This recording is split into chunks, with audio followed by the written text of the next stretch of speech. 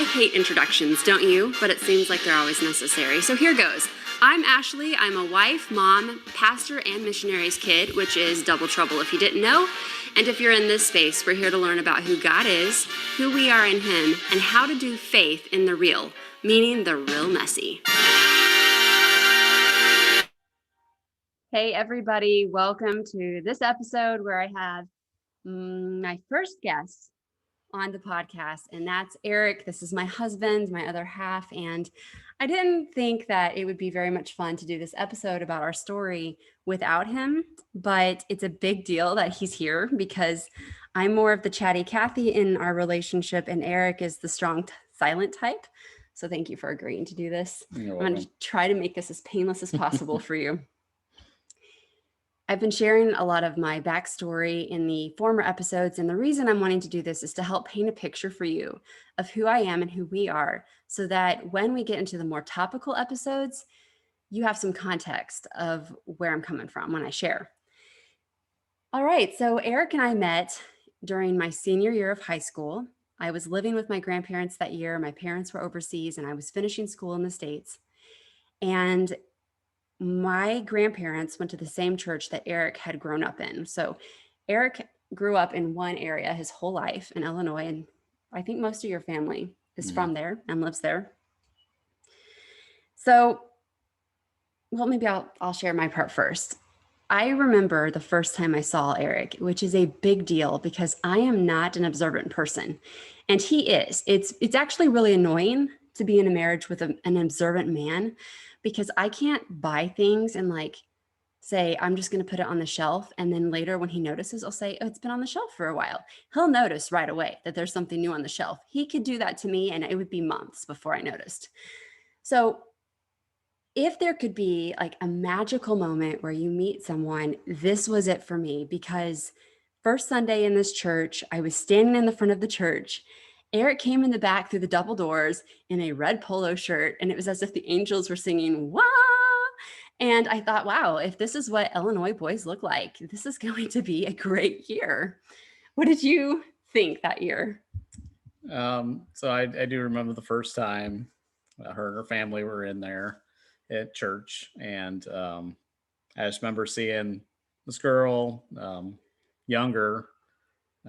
She had short purplish hair, and I really didn't pay much more mind than that. I was currently dating somebody at the time. I was going to college. Yeah. Did you think that I was friendly that year? So no, I thought she was kind of snobbish, because every time I would come around, she would just kind of disappear. Or if I said hi, it was barely anything back, and she'd walk away.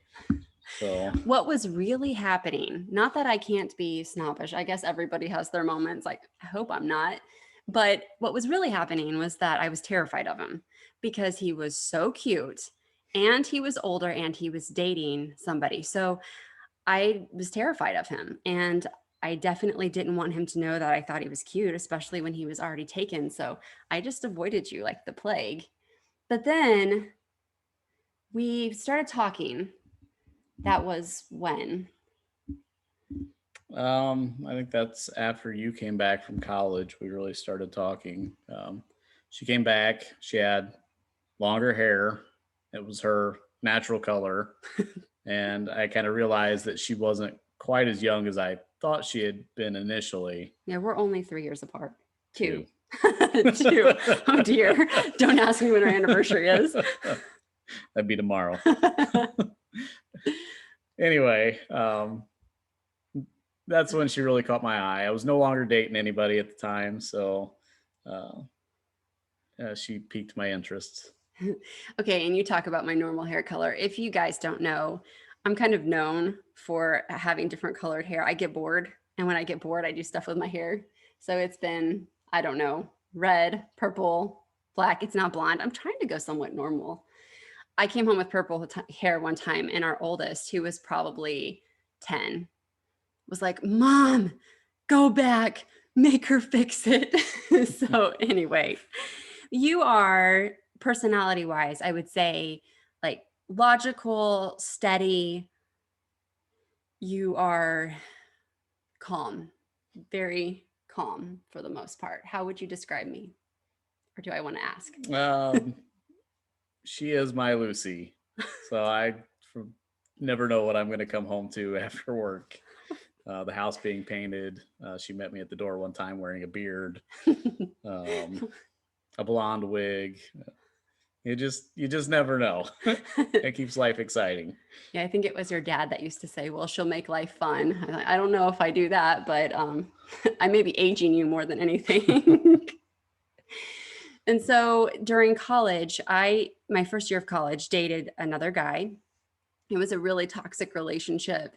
And when that ended and Eric and I started talking more, he was such a stark contrast. I was so drawn to the safety that I felt with you and the respect that you gave me as a woman, and also just the grace that you gave me as someone that was very aware of my brokenness and things that had been stolen and things that I had given away that should have been yours. And I can remember one conversation we had. We were starting to get serious, and I remember telling you, there are some things in my past you need to know. And if after you know these things, you want to end this relationship and us just be friends, that will be okay. And I will never forget how you listened and you just said, it's okay. And you've never brought those things up or held them over me in any way, which is such a gift to me. But while I was away at college, Eric used to call me every night. I was in South Carolina. He was in Illinois. He would call every night, and he would always end the conversation with one question. What was it? Can I call you tomorrow? And I loved that. And I always said yes. And so we started dating. We dated for 2 years. Yep. You started your first real job during that time. Yep. Which, describe that. It took you away a lot. Yeah, so I did a lot of traveling, my first job. So I was almost constantly away. So yeah, when we were together, we had to make the best use of the time. We did a lot of bowling. Mm-hmm. Well, probably more than anything, just bowling, constantly bowling. It was good time. And then we became engaged and we were married in 2007. I had been second guessing the numbers now. It's awful. So we're going on 14 years this year. Yep. So it's been a wild ride. We talk here in this space about faith in the real. And Eric and I are like any other couple. We have things that we have to work through. There are things that are difficult for us. There are things that I don't know if they'll ever get easier. Marriage is definitely not like the movies, is it? No. I guess if anything, it's more like an I Love Lucy episode. You've got some splaining to do. But I think for me, more than anything that I've learned, especially in recent years, is that love truly is a choice. And real love isn't self-based. If it were self-based, I don't know that either of us would be here at this point after everything we've been through. And it's the continual choice to choose to love the other, and that they don't have to earn that. It's something that you're giving and working towards and striving towards. And so that is our marriage story. We could always go deeper in that. I'll be honest about that. But the Bible says there's a time for everything. And right now isn't the time for us to go into the deep, deep end of our marriage relationship. That may come in the future.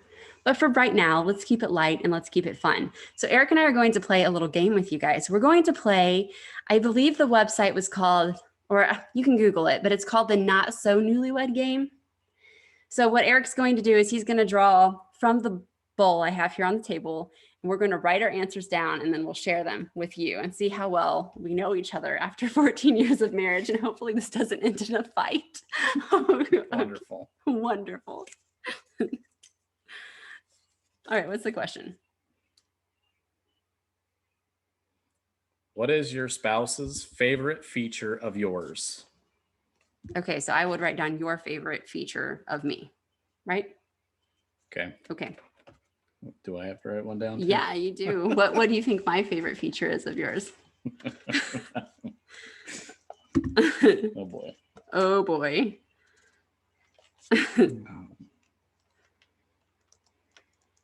So he's nervous. I don't know why he's nervous. I'm really not that mean. I promise he won't sleep on the couch. He's still thinking. No idea. And just write your best guess. That's what our oldest had some state testing today. And he has, I read the test to him. And I kept saying that today. Take your best guess. All right. I wrote eyes. And you wrote smile. I do like your smile, but I also like your butt. There, I said it in public. I wasn't going to write that on the whiteboard. Oh, too bad. All right, next one. I'll do this one. Well, you didn't know yours was correct. I do know that. Okay. I do know. You're very vocal about that. If your house was on fire, what is the one thing your spouse would grab before leaving the house? Okay, it can't be kids. Okay. Would it be guinea pigs? It wouldn't be mine. Okay. So what would you grab before leaving the house?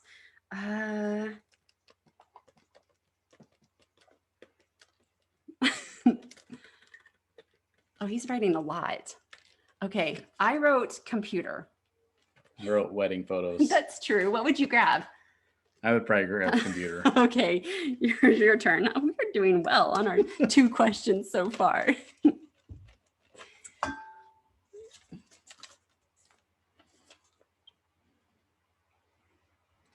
If your spouse could have unlimited access to any store, Oh, what store would he or she choose? this is an easy one. For me, take your pick with me. You probably won't be wrong. All right. I wrote Harbor Freight. What did you write? All of them. All of them. Fair enough. Let's see. Next. Complete the sentence. Not many people know it, but my spouse is really good at. Oh, okay. I've got one. This should not take you too long to think about. I'm judging you by the length of time. Man, my marker's running out, but I think you can make it. Okay. I tried to write cooking. I wrote talking. Okay. Because not many people know it as we do a podcast. But I don't know. Maybe I'm not as good at it. Anyway, which of the 2 of you is best at penny pinching? Ready? Yeah. I'm pointing to Eric and he says me, and that would be correct. But if I spend money, I make sure I get good deals. What do you always say? He always says, I don't know how much money you've saved me with good deals. If the prize for winning this game were a second honeymoon to any destination, where would you go? Oh, any destination?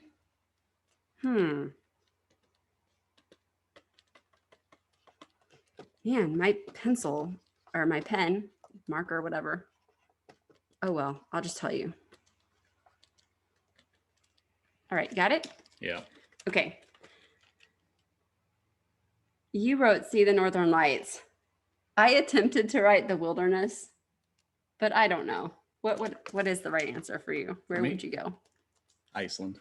Iceland? Well, that would be awesome. Okay. Where would you go? Let's see the Northern Lights. Okay. Anywhere without tons of people. What movie title would best describe your marriage?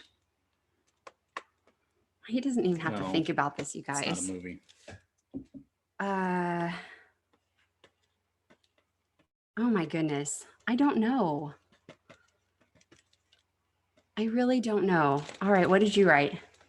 He wrote The Long, Long Trailer with Lucy. Okay, you're going to have to explain this one. Well, there's several things in the movie that I can relate to. But one of the bigger ones is they're traveling throughout the country in an RV, and every state they stop at, Lucy has to pick up a rock. Well, somebody else does that. Even while on federal land, it tells you not. That happened years ago when I didn't know better. Just to clarify, if I get arrested, it's your fault. Okay. But yes, I do love my rocks, and you're pretty patient about that. What else would you possibly relate to in that movie? Oh, I don't know. Uh-huh. What would your spouse say is the best thing about being married to you? I don't even have to think about it. You ready? I'm not going to use this pen. It's done. So I'll just say it. And you can just say it if you want. The best thing about me being married to you, that you would say is it's my cooking. I know it has to be. I've been working for 14 years on it. Come on, have I improved? You have improved. You guys, we have an ongoing joke about my cooking. I hate the kitchen. I hate cooking, and he's a phenomenal cook. What would you say?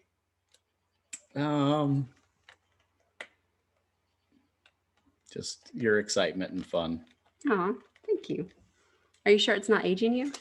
It might be, but we have a few more for you guys.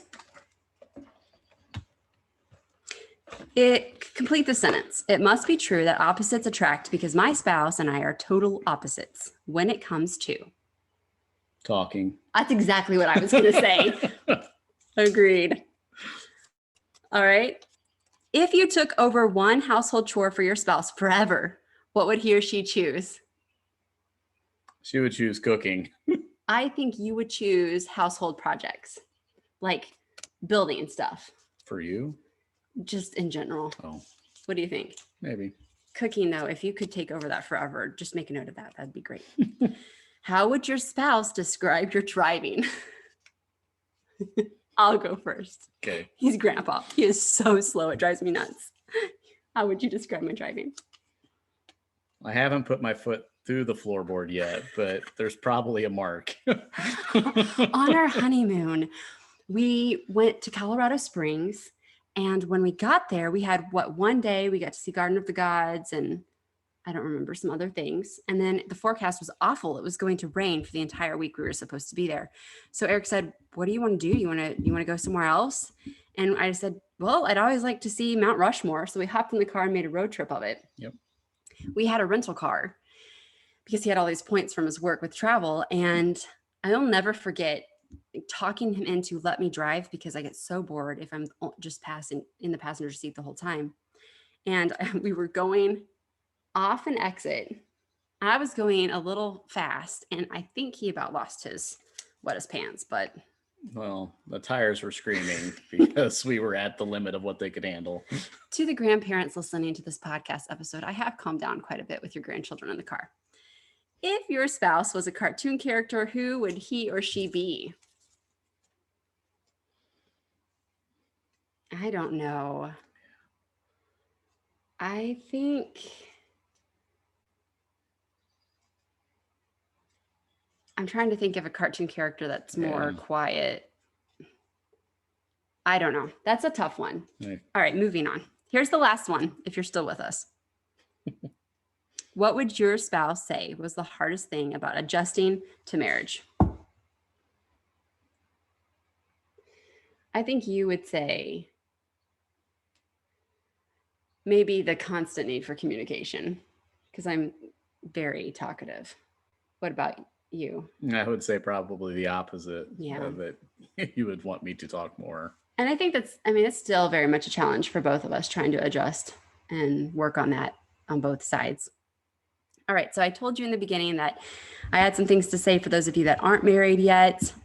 And let me just say first, I was the girl that from a very early age dreamed of Prince Charming. And I'm a romantic at heart. Give me the Jane Austen movies all day. Give me the Mr. Darcy at the end of the story. That's just, I've looked forward to that so much. And God did send me a Prince Charming. But like I said earlier, real relationships and real marriage aren't perfect. And it's very much it's tough. I mean, it can be really joyous and it can be really fun at times, but it's also really hard. But what I want to point out to you is if you are single, don't spend your whole time as a single person looking to the future and looking to the horizon for Prince Charming, because here's the news flash you need to know. Your Prince Charming has already come.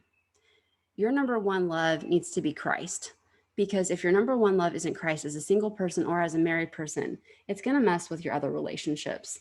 I wasted so much time looking for human relationships, and I wasted a lot of time in my single years where I could have been more involved in in just life and in service than I can now that I have marriage obligations and family obligations. So this part of life is wonderful, but don't waste your single years. I'm going to wrap up here because we have kids coming through the door, but I wanted to thank you for joining us again. You want to say bye? Goodbye. Bye, everyone. Well, I'll see you next time. Thanks for being here, Eric. You're welcome.